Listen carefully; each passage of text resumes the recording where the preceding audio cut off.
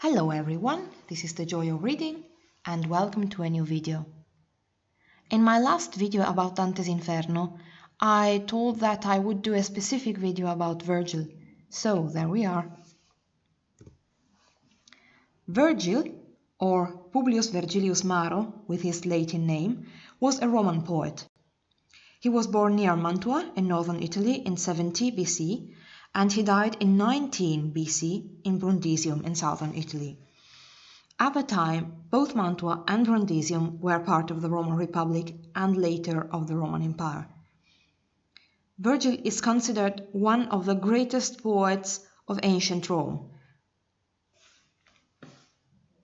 His main works include three poems: the Bucolics, the Georgics, and the Aeneid. The Bucolics are a pastoral poem, so a poem set in the land, in the countryside with herdsmen as protagonists, which however addresses some concrete topics such as land confiscations, quite common during Virgil's life because it was a time of civil wars. The Georgics are sort of an instruction manual on how to run a farm. No, I'm not joking. But his most important work was definitely the Aeneid, written during the last years of his life. The Aeneid is an epic poem, like the Iliad and the Odyssey. It tells the story of the Trojan warrior Aeneas, who fled Troy after the end of the Trojan War, and eventually arrived in Italy, where he became, according to legend, the ancestor of the Romans, and especially of the Julio-Claudia family, to which both Julius Caesar and Octavianus Augustus, the first Roman emperor, belonged. Virgil didn't invent the legend of this foundation, it already existed, but it was very vague. Virgil adds the dialogues, the battles, the single episodes, and turns his vague legend into a foundation myth. Moreover, he gives to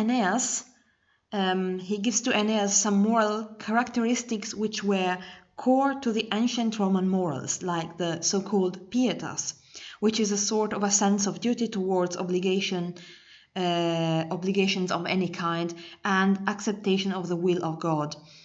So Aeneas becomes an example of virtue for the Roman citizen. And finally, by telling how the foundation of Rome was guided by destiny and by the gods, and portraying Aeneas as a virtuous leader, Virgil makes propaganda in favor of the emperor Octavianus Augustus, who descended from Aeneas according to the legend. So Dante wants to write a sort of a Christian epic poem and chooses to be accompanied by the author of the last great epic poem.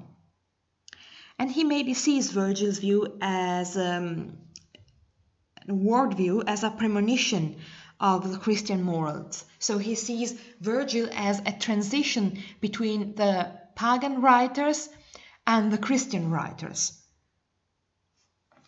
So that was it.